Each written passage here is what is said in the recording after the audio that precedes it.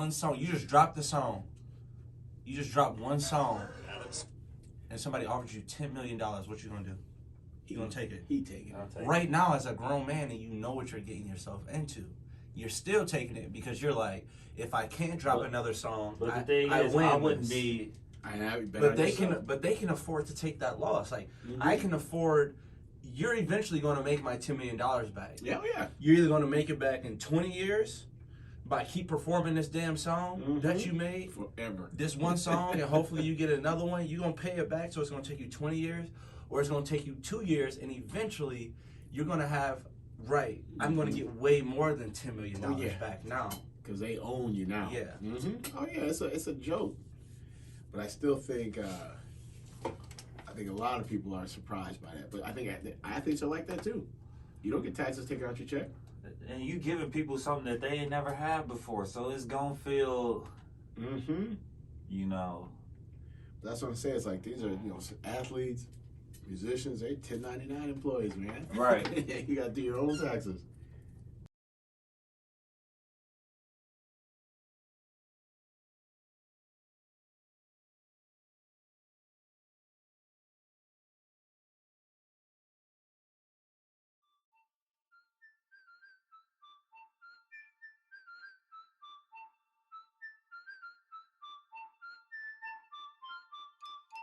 But all right, y'all, it's time to get into it. This is Set the Bar on Put Your Notice Podcast. And hey, man. We trying. We in the studio. We not at the bar. iHeartRadio. We at iHeartRadio, man. Shout out to Bailey Coleman. B100.7. Man. Fantastic. Much love, Bells. I appreciate you for allowing us to take advantage of the studio. Welcoming the boy right back, because y'all know who it is. It's the boy, Mr. Watch Your What? Watch Your Tone. And I'm sitting here with Mr. Barney Moore. That's me, Mr. B. AKA. You know what I'm saying? Doing my thing. Yeah, and y'all know we got the boy LP back in the building. Y'all might know him from the Cross Up. LP, even when we outside, we in the building. Oh, okay. Look at this. Hey, man, we definitely hyped to be in the studio right now. And, we gonna jump into Set the Bar. Barney, you know what I'm saying? What is Set the Bar, Mr. B? Set the Bar is financial education for the masses. That's Okay. what we're trying to do. We're trying to make stuff that's very up here, 50,000 feet. We're trying to bring it down to the street level. Okay. And like every episode, moving forward, what we're going to do is we're going to kick it off with who has set the bar this week.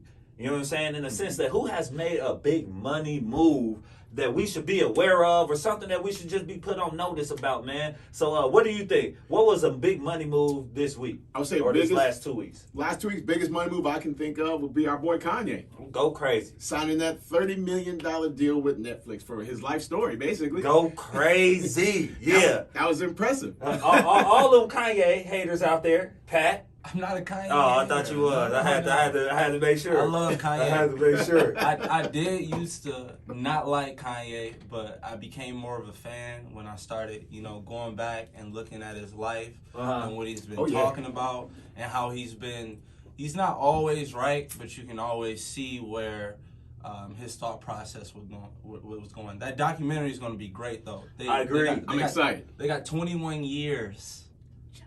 21 years of his life. Going crazy. So it's not so you'll get the beginning of when he was in the studio with Pharrell and Jay-Z. Okay. I think the one thing a lot of people will see is that Kanye has always been this same individual. Yes. Kanye has always, preached his preach. He has always talked his talk. And and a lot of times people have accepted him for who he was then, and it was cute. Kanye was being cute. That's just Kanye back then. But now they like, oh, Kanye crazy, Kanye spazzing. But no, Kanye has always been this way, y'all. Yes. You know what I'm saying? And that's just my opinion. I can't wait to see this documentary. But I'm excited. Yeah, I think that's a big money move for the boy Ye. So here's the thing. What do you think? If you're Netflix, why would you give Kanye $30 million? Why would you give Kanye $30 million? If you two are Netflix, why would you give that brother $30 million? Well, just think about all the people that's going to tune in. Yep. Like, think about all the Kanye fanatics like myself that's going to be glued to the TV right when they drop. You know what I mean? And think about how many people are going to join Netflix just because of this. That they weren't paying for Netflix. Right. But they want to see that They're going to buy it. Even if they only keep it for 2 months, Netflix makes money. Man, I feel like Dave Chappelle already broke that. Woo! Dave Chappelle already did that. He brought everybody to Netflix. Yeah, I feel like That's true. The biggest difference is with Kanye is just think about how many moments he's had in the last 21 years. Wow. Just pure moments. Like you can go to Taylor Swift. Right. You can go the George Bush comment. The Trump. You can go the Sway in the morning thing. So if you just think about all those moments. You ain't got all of the answers. You ain't got them, Tom. Don't make me go crazy on this mic. But you got all those moments, and now you get an explanation of like what was happening, like what was going through Kanye's mind when he went on Sway in the morning. Mm-hmm. Right. When did he get up out of his seat to go snatch an award from Taylor Swift? You know what I mean? What did he say to the people before he got up? Right. You know what I mean? Right. I want to hear that. America wants to hear that. What preempted him to do that? You know what I'm saying? Like, and we about to find out. And I can't. Usually questions like this don't get answered. You know what I mean? Like. But like, and it's not even like he gonna answer it. It's gonna be, I think it's just gonna be filmed already in the sense that you might just see what happened leading up to that point. That's what I want to know. Yeah, that's what I feel, because he felt like Beyonce. I feel like he did address this a few times, but he just felt like Beyonce did numbers that year, so she should have definitely been. She did numbers and had a better album. Let's just be. Hey, but everybody knock on Taylor Swift. I know this set the bar, but Taylor Swift has always done right by her music, by what she stand for, by our people. I feel like she has definitely stood up in political aspects and done things in that sense. So, hey, salute to the girl Taylor, man. I know Taylor Swift, but one thing I do gotta say. How many dudes is she breaking up with to keep getting all these songs? No. I'm going Here's the thing. We started out friends. Like, I know it's not the same dude in every damn Is that song. Taylor Swift? Is that Taylor Swift? Oh, no. This is 60 Big O. That ain't Taylor Swift. Oh, shit. We'll be right back. I thought that's That is I thought I knew the song, man. I was dancing to it. I was like, I don't know. Look, I caught myself, man. Sure. But it's all good. It's all good, man. But no, man. That's Kelly Clarkson. It might be. Look, players mess up all the time, Kelly man. Clarkson. Look, get back to set the bar, Barney. Get back to set the bar, man. But no, so like I look at Kanye, that's a huge move. $30 million. And one thing I want to say about Kanye is something that we talk about a lot on this show is betting on yourself. Right. Kanye has had many opportunities where it was take this $5 or bet on yourself for $0, but if it works, you'll get $100. Right. And he has done that and won every time. Yeah. I have massive respect for that brother because he sees he has a vision and he doesn't stop until he gets there. And honestly, I do have this clip of Kanye, man. I want y'all to check this out. Let's say you turned your back on the culture or exactly black 100%. I have turned my back on the idea of victimization mentality. We are locked up. We went from 1 and 4. We went from 1 and 4 to 1 and 3, but we always pointing at the white people, but yet we want to spend all of our money on foreigns. We want to spend all our money on luxury as opposed to going and buying some land. America is for sale, and there's a lot of barren land. Disney bought a lot of it in Florida, but the culture has you focused so much on fucking somebody bitch and pulling up in a foreign and rapping about things that could get you locked up and then saying you about prison reform. Like, it's, bro, we brainwashed out here, bro. Come on, man, this is a free man talking. Man, it's like America is for sale. Y'all heard what the boy said, man. Kanye, you know what I'm saying? But Mr. B, man, you know, we did lose another great one this past week. DMX, rest in peace to the king. The king. You know what I'm saying? I wanted to bring, thanks for bringing it up because DMX, big part of my life, you know, and I'm a little older than you cats, but I mean, I loved everything he put out. Right. And when you look at the numbers, 30 million records sold from like 1998 to 2003, he had 5 #1 albums. Sheesh. Including 2 #1 albums in the same year. Sheesh. There's 2 people that have done that, him and Tupac. That's it. Go crazy. Yeah. Go crazy. Yeah. So with Tone leading, I do want to say that, you know, DMX, you was one of the best, man. So I think getting into talking about a little bit about money management. We all know that he has some issues with that. So to kick off of that, I'm going to just talk a little bit more about, you know, like how does someone like DMX, who has sold all those albums, I think you've all seen it when you read the articles talking about his amazing career.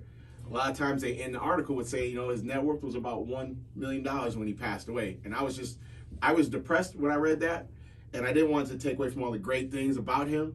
And so that's really all I want to say about that. But I want to talk about just how does someone get into that situation when they've had all that success? Right. And I think we see it all the time. Right. I think we have like athletes. I think people don't know that athletes, musicians are, you know, they get paid $10.99, no taxes taken out. Right. So you always see actors and musicians and athletes getting in tax trouble.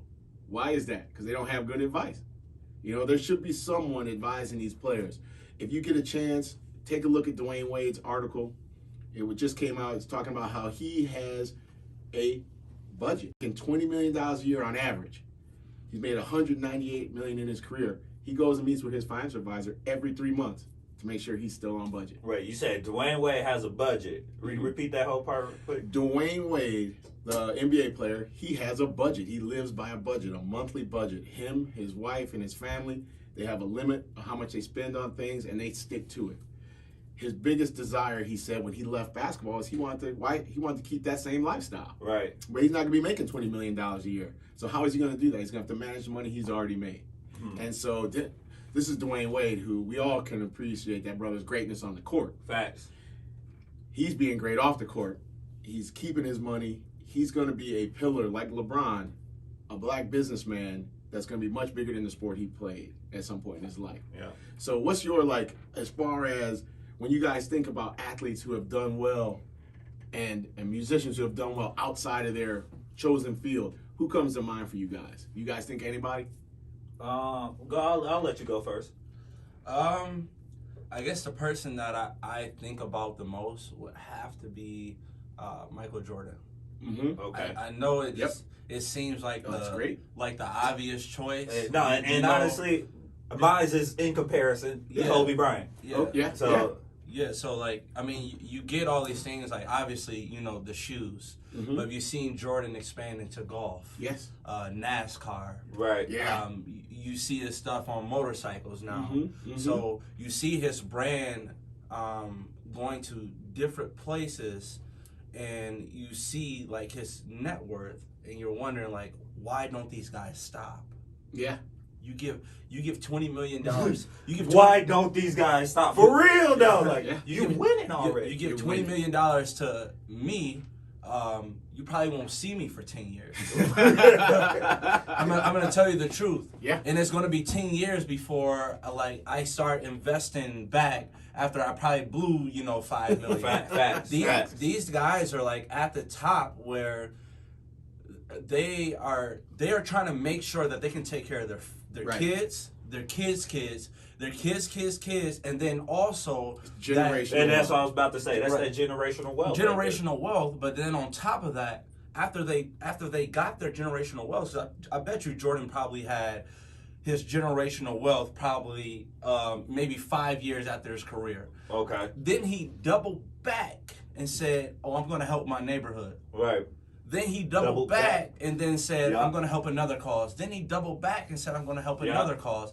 And then now we're getting all these, after, you know, the big comparison, which I'm a big LeBron fan, but we're getting all these comparisons like, oh, Jordan didn't do this in his community. Now all the articles and stuff are coming out about what Jordan did. Because it wasn't publicized. It wasn't publicized. Right. And the thing is, though, what I just heard you say is that these guys found a way to get to the top. They set a goal, you know what I'm saying? Like, all right, I want to get to the top.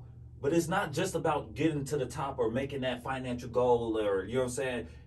It's about consistently keeping it or staying consistent while you're up there. Like, how do you stay consistent? And that's one thing I applaud the most for Michael Jordan, for Kobe Bryant, LeBron James, like all the athletes that are consistently doing it. I think that's harder to just get than just getting there. Yeah. You look at, always think of Magic Johnson. So Magic Johnson, he has ownership stakes in the Dodgers, right, in the Lakers. He owns over 100 Starbucks. He owns movie theaters.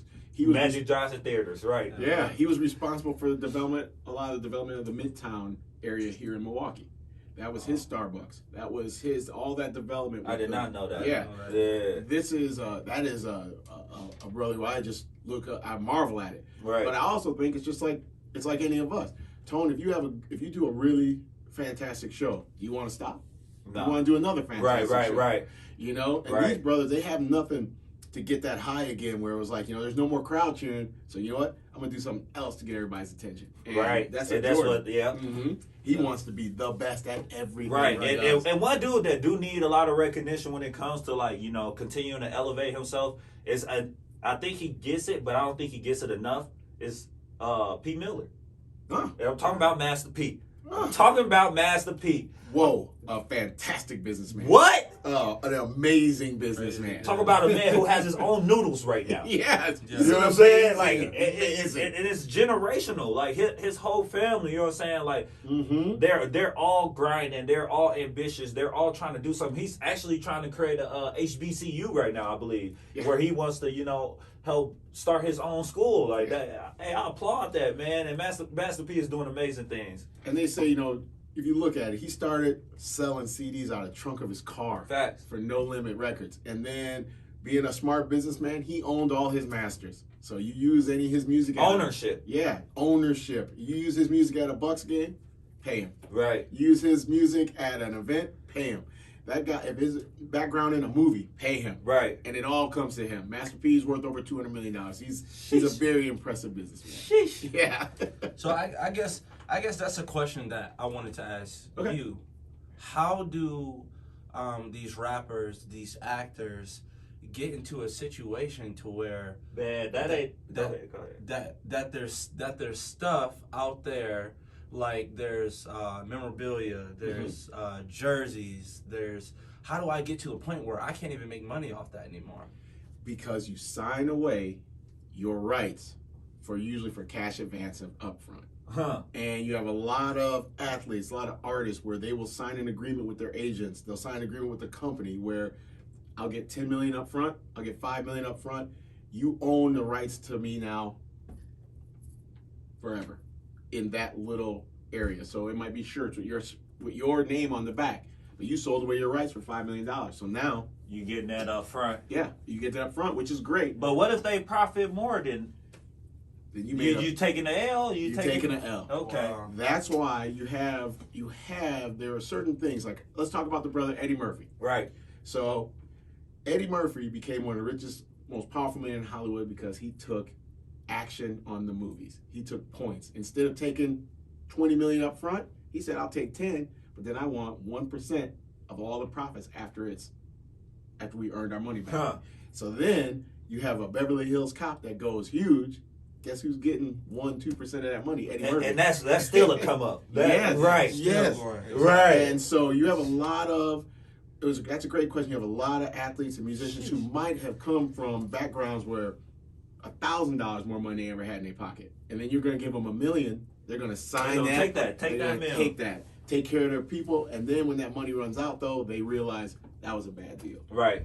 Yeah, it's unfortunate. It's one of those situations where you pretty much rolling the dice. I know this $5 million could feed me and the fam right now, but if I wait, you know what I'm saying, and hope is not a plan. That's what I tell all my clients. Hope is not a strategy. I guess it's like the famous question, would you take $250,000 a year for the rest of your life, or would you take $10 million right now? And it's like, wait, would you take $250,000 a year, so you get that for the rest of your life, or would you take $10 million right now? I'm gonna take the $250,000. Wow. Some people taking the $10 million right now. I feel that. I'm gonna take the $250. Let's go. Keep coming. A lot of people saying you don't know you don't know what's gonna happen. I got bills right now. You don't know what situation somebody could be in at that time. I know my bills ain't cost no $250 though. Don't be sure. Well, here's the funny thing. So you know about Bobby Bonilla contract. You guys ever remember? Oh, from the Mets. Yeah. So basically, they call it Bobby Bonilla Day. He signed a contract with the Mets where he took a big chunk of money up front. But then, so that they could sign, he renegotiated part of his thing was now he gets $1 million annuity every year at a set date.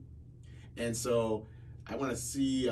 Jesus. Yeah, and it's one of those things. I never heard of that. He signed a 5-year, $29 million contract. So then what he did was he had his agent write into it so that once he retired, they kicked some of that money in the back. So now he gets $1 million every year. Every year. Basically for the rest of his life.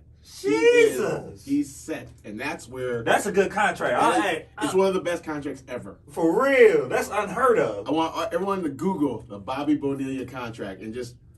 Right, because I ain't never heard of that. Yeah, it's one of the great ones. So bet on yourself. It's one of the things I think that's a reoccurring message of all our podcasts. I think because we all are betting on ourselves. Right.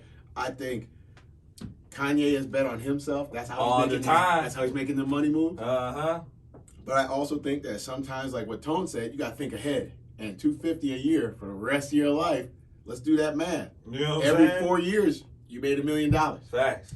So let's just see how long you plan on living. So if you think, hey, you're young, so think about this. If you live for another 50 years, you're getting $250 every year. Ching ching. Yeah. And at the same time, I mean, you said they'll take the money up front. If he manages it right, that's the move. Yeah, it's just one. A lot of people things. like it can be like, if I know I could take this money and I could invest it in something and I could flip it, you know what I'm saying? Then sure, I get that's why you're gonna take that up front. But if I don't have no game plan, if I don't have no strategy, like why would I take all that money just hoping that I could do something with it? Yep. Like I don't even know what I would do with it if I got it right now. Like I feel like I'm going shopping. But I feel like different situations. Everything on the lower level. I'm splurging. What? I'm going in a bar just because everybody shots on me. It's told. Watch you what? Get everybody said. Who wants to be my friend? It's $100 every shot. Hell no. But no, that's what, like, going back to like how we were talking about, like, these guys finding something to do with their money. Right. Like, think of how hard it is to be at the top of something competing. So let's say, you're the best basketball player in Milwaukee right now, and you're competing, and then that dwindles down. And before it dwindles down, they found something else to compete in and be the best at it. So at some point in time, Michael Jordan was the best basketball player, right? Okay, I see what you're saying. And it started dwindling down. And he's like, I'm going to be the best basketball player, businessman. Then I'm going to be the best basketball player and baseball player. And baseball player, right. Or golfer. Right. These guys are, Pete Miller, perfect example. Yeah. I'm gonna be the best rapper basketball player. I'm gonna be the best rapper. I'm gonna be the best entrepreneur. I'm gonna be the best. I'm gonna do this first. I'm gonna do this first, and being able to stick to it and like come through at the end. Right. Like what we don't see is these guys fail. We only see the come up. Yeah. Like the only person that we've seen fail really is Kanye, and we see Jordan too though. And we see him come up. Yeah. You know what I mean? And it was like.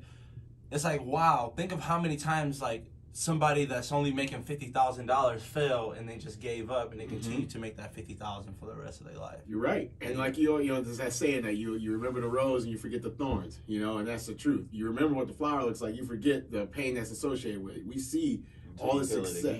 Yeah, but then you look at Kanye, you look at how he went broke. Right. Then came back up. And his mom's died. And he sort of went down, like just disappeared for a little while. Then he came back. Then he, I'm impressed with people who do that, who bet on themselves and keep coming back. But yeah, I got to jump back real quick to Bobby Bonilla. I have to tell you. So what it was, this is a part I forgot. So he signed a very big contract, and I'm not sure I think it was like $100 million. It was like the biggest contract of the time. He came back and like when he was 36-year-old, and he had like $6 million left on that contract. So the Mets said, "Hey, we'll buy you out." Long story short, his agent worked out a deal that every July 1st for 35 years, he gets $1.1 million paid out. So it'll stop when he's 72 years old. Will be the last check he gets. Wow. Yeah. That's love. Yeah, and that's just smart financial planning. Right. And you have other people's advice. If I were to get something, I would come talk to people I respect. to see what their opinion is on it. Right. You know, and I think that's one of the things we have to do. We get ashamed of talking about money when we take a L. Right. We don't want to tell our friends.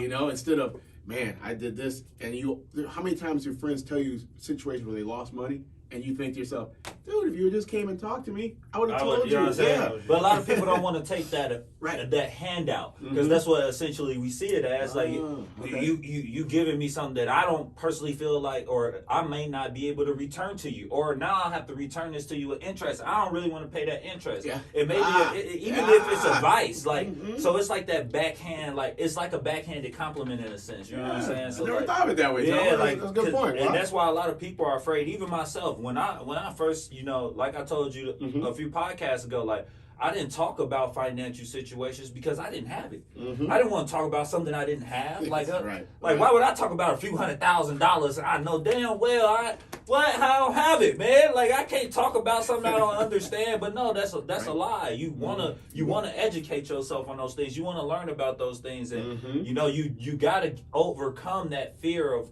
having these conversations and feeling like you're letting yourself down, and you feel like you can't have these conversations because of where you are in your life. You know what I mean? So I want financial decisions to be driven, like 3 of us all were athletes.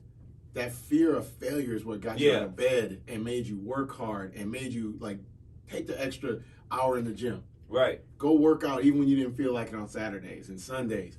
It was that fear of failure. And I think that sometimes that same fear of failure when it comes to finance makes people shut down. And in athletics, it made you work harder. And I think that that's one of those things I want to try to demystify that and say, talk about your finances, talk to your friends. And I learned stuff talking to you two. There are things I didn't think about, directions I didn't think about going, thoughts that I've never had because my circle of knowledge is in one area. And sometimes you forget to get outside your comfort zone, you know. And so I love to hear this stuff, and our conversations, some of the best conversations I have all week, guys. So I'm giving you guys some props. And one thing that I realized though, the thing is, you just got to jump into it. You just got to do it. Like bet on yourself. You learn from your own mistakes. You learn from just like putting yourself out there, and that's a lot of time. Like what I'm learning, you know, being like a first year business owner, being you know a host of a podcast, a program manager. Like I'm learning these things because I'm just throwing myself into the water, you know, trying to teach myself how to swim, you know, and I'm reaching, don't worry, I'm reaching for life jackets and vests and whatever around me, like, help me please if you're there, like, Tone, bring your ass. But you definitely got to put yourself out there, man. Okay, I got a question. Speaking of putting myself out there, I got a question for Mr. B. Okay. But hold on, this ain't even the question. Don't worry, I got a segment for you to ask all these questions. I was going to ask about the stock. And that's what we about to jump into. Okay. You know what I'm saying? Because right now, let's jump into stock or crypto. In the stock or crypto segment, Mr. B going to put us on notice about some stock or crypto information. So go ahead, put us on notice. All right, so on the stock info section, what I'm going to talk about is clean energy, all right? If you're looking for a place right now, if you want to get into investing, you want to look at some things, clean energy is where the move is. Everyone here knows about Tesla. You know, I'm going to tell you right now, if you can afford to buy some Tesla stock, it's a good time to buy. Right. Okay? It's about $660 a share right now. It's projected to go over $1,000. And that'll be by the end of this year. And it has all the fundamentals. It has a very, very charismatic leader, a very smart leader. They're flush with cash. Those are the companies you want to invest in. They also, for the first time ever, they exceeded deliveries. So they were going to do 165,000 deliveries up to this year to date. They're already at 185,000. So they got their production issues, which was the biggest problem with Tesla. Tone put down $3,000 for a Tesla, his space in line. It took 3 years to get the Tesla. They fixed that. So now that's why I say if you're going to get in. But that's an expensive stock. And since we're talking about money management for the masses, I want to say there's mutual funds that trade like stocks. They're called ETFs, exchange traded funds. The reason that they are called exchange traded funds is that they are traded like a stock. I can trade it with a push of a button at any time during the day. Those are much different from mutual funds, where a mutual fund, very similar to the ETF, they're basically a basket of companies, and it allows individuals like the three of us to get our buy-in of Tesla without spending $600. So there are some, and like I say, the difference between ETFs and mutual funds, or mutual funds, they can only be sold at the end of the trading day. So at 3 o'clock every day, that's the only time you can sell or buy, or the only time you can sell a mutual fund. ETFs trade like a stock. Okay. All right. One of the things I'll say is there's a few ETFs, IYK and QQQ. Those are all, look up those ticker symbols on your own. Those are all companies or ETFs that hold a lot of Tesla, up to around 15% in most cases. So if you can't afford to buy Tesla individually, buy an ETF that holds Tesla, and you'll get some of that spillover effect. Okay. Also, look at other electric car companies. Like Volkswagen. People don't know that Volkswagen has committed to being 100% electric by 2023. Ford just put billions of dollars into their electric cars. So don't just think Tesla's the only way to do it. Ford, their stock price is good to buy in now. Things like that. So take a look at other companies. There's a lot of Chinese companies, XPeng and NIO. There's a bunch of electric car companies that you can invest in. And I know you got a question, but let me ask you this. Who is making these cars for these companies? Like, because shouldn't I invest into those people versus Tesla itself? Should I invest? You know what I'm saying? Like, that's genius. That's genius. So what Tone just said is something I try to tell a lot of my clients. If you can't afford to buy Tesla, find out who is supplying Tesla with its parts. Who is supplying Tesla with the lithium that goes in the batteries that they make.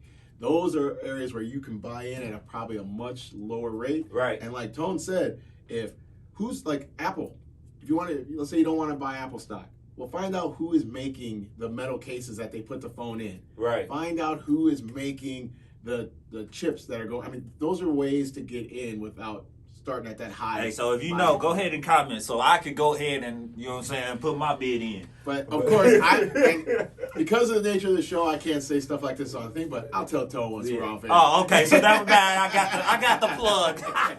You got it. Don't y'all worry about nothing, right? We got the plug. Y'all see us with a Tesla, mind your business. Right. Mind your business. Hey, but no, Pat, I know you had a stock question, so go ahead and hit Well, I think Mr. B answered all of them. I just had, if I'm watching Set the Bar right now, and we're live right now, and I'm saying, how do I buy a stock? I'm saying, where? Okay, I'll say so. How? Best thing is, thank goodness for technology. It's made everyone could do anything. Everyone a stock expert. Unfortunately, not everyone is. So I say, get in with caution. But there are many, many apps, from the Cash App to Robinhood. You've heard me. Right. These are all downloadable through the App Store. Those are ways for you to get into investing. I just say the Cash App because it's one that I've read the most up on. There are many more, but Cash App, you can buy crypto on the Cash App if you want to invest in it. There's ways to just do periodic investing every month through those apps. That's where you're going to do it. And then I always tell everyone, if you're going to put your money into something, be sure you read up on it a little bit. Make sure you understand what you're getting involved in, and make sure that your money is going toward a company you believe in. Mm-hmm. A lot of times people don't think about that. They just want to make profit. But who knows if do any of us in this room want to invest in a company that maybe supports causes that the three of us disagree with. Right. And I think a lot of things, be sure you're looking into that. Don't just look at the dollar and the returns and things like that. Make sure you believe in it. If you like Coca-Cola, invest in Coca-Cola. Right. I always tell people that, But if you want to get into clean energy and Tesla and things like that, there are ways to do it without dropping a ton of money. Yeah. Mm-hmm. Hey, Mr. B, so I know you were sitting here telling us about how much stock costs and, as far as the Tesla, but the shares. Mm-hmm. I got two questions. Okay. One, I put 600 into a Tesla, right? Okay. And that gets me one share, right? Okay, yep. The first question is, how many shares are there? Keep going. The second question is, where's that $600 going? Okay. So first, basically, remember this. This is, whenever you buy a stock, you're buying equity interest in that company. Mm-hmm. You're buying stock of that company. So if you give me $600 for a share, I am sending that money to a broker-dealer. The broker-dealer then sends that money to Tesla after they take their fees and... So does that mean I'm part owner? Yes, technically, yes. You're an equity owner. If the company goes bankrupt, you're one of the creditors. So they take my money. Yeah, but they also you're in the line. If they sell assets, you're in line to get it. You technically are one of the owners of the company. Okay. That's why you often hear like company owners, like Kanye is a good example. He was very like when it came to his fashion and things like that. He refused to sell more than 40% of the stock because he always wanted to stay the majority owner. Okay. And that is a very, very big thing. And where what was your second question? Where does the stock go? Or like how many shares are there? Oh, so what happens is there's what they call an IPO, an initial public offering. When they do that, they list how many shares they want to put out there. Okay. And then people buy those shares. They then on the secondary market, I'll sell those shares I bought to the two of you. Then you'll sell them to other people. Then whenever a company gets to a point where they want to raise more cash, they'll then issue more shares of the stock. So they will file these filings with the SEC and things like that. But more importantly, if they have 1,000 out there, they then just file a thing to put out 2,000 more. And then people pay that, and that money comes into the company. And so they pretty much, in a very simplistic way to say this is, they pretty much decide how much they want to keep issuing. Okay. So is the shares like a percentage that they're like, okay, I'm willing to give up this percentage of my company. Let's throw it, you know what I'm saying? Okay, I get it. I get it. Okay. So that's why whenever you hear those terms, hostile takeover, right, that's where someone is buying up all the shares they can without the permission of the owner of the company. Okay. Look, so where we just got put on notice. Stop playing with him, man. You know what I'm saying? But hey, all right, man. Let's jump. We got to start wrapping it up. We've been going. Hey, we've been going. Yeah. Thanks, guys. Hey, man. But it's time to get in the know. The in the know portion of Set the Bar. I pretty much this allowed me and you to ask Mr. B a question that we want to know about as far as finances, as far as making money. And I guess my question for you is, how do you obtain, not necessarily obtain, how do you retain all the information that you have been given over the years, and not only just retain it, but reuse it?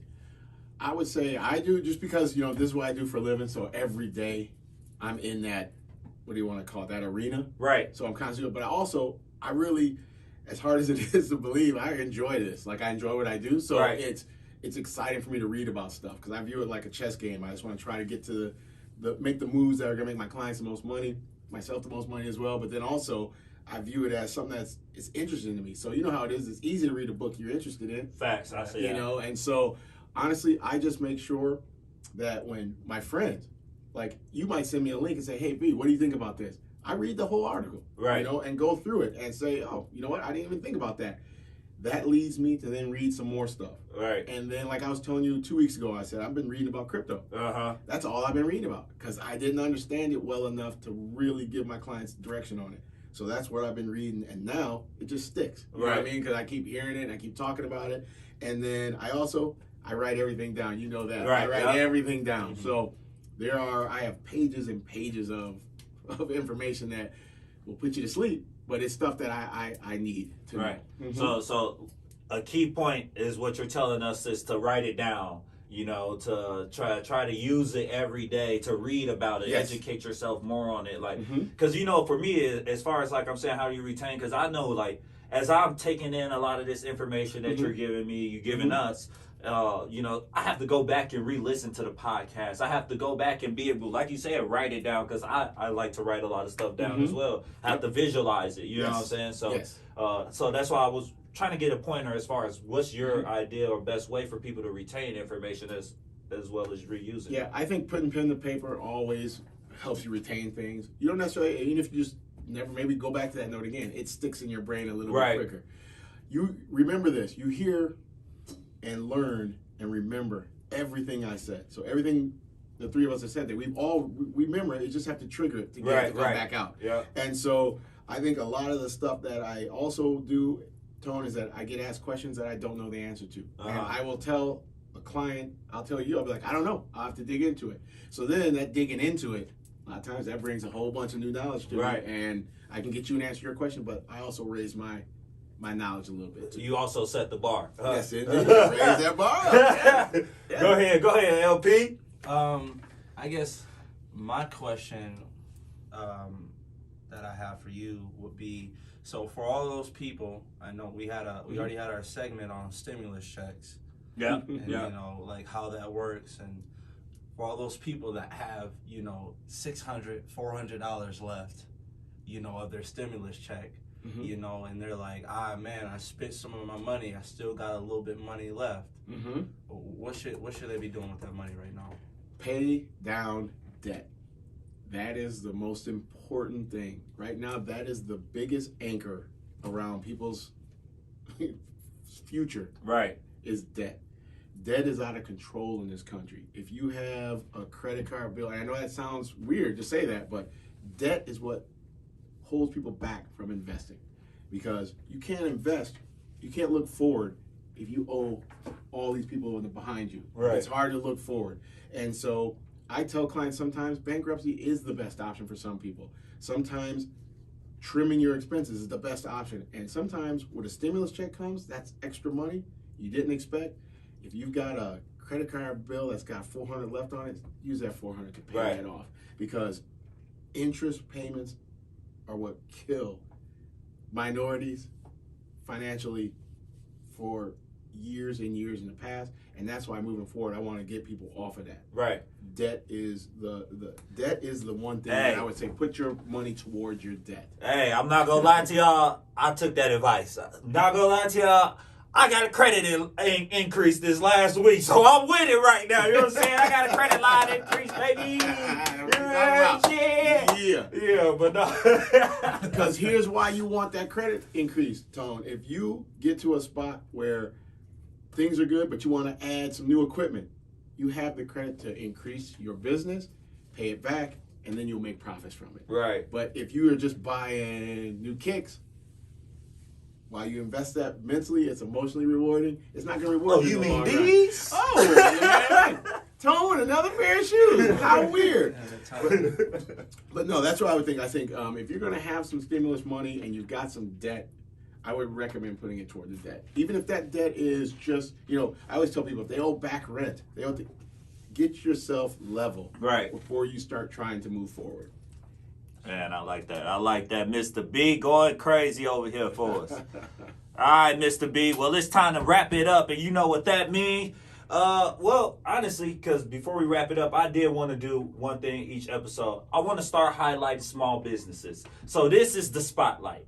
This is the spotlight where we give recognition to small business owners that we may personally know or people that we have seen along the way, and we just want to give them a shout out. So my small business shout out goes to my boy Godfrey, Living Loaded. Living Loaded is his clothing brand, which stands for Living Off a Dream Everyone Has Doubted, or Living Off a Dream Everyone Doubted. Make sure y'all go check out the bro's gear. His merchandise is fire, and the message behind it, it speaks for itself. Speaks for itself, man. So shout out to the boy Godfrey doing big things, man. Expanding his business, expanding his brand. Y'all check out the Living Loaded website. It's located right there. All right. You got anyone?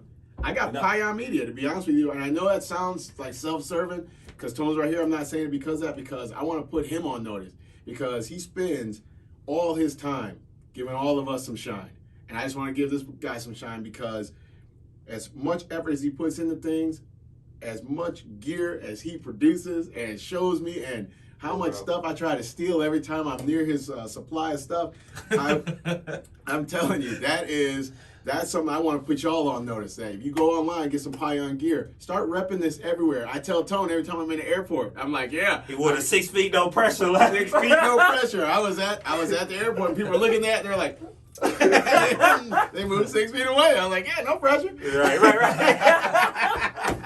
So yeah, my spotlight is actually on man Tone. You know what I'm saying? P.Y.O.N Media. Yes, sir. It's more than just a name. You know what I'm saying? Go check it out. All right, man. All right. So in closing, Mr. B, go ahead and give us a positive quote or some positive affirmations on our way out of here.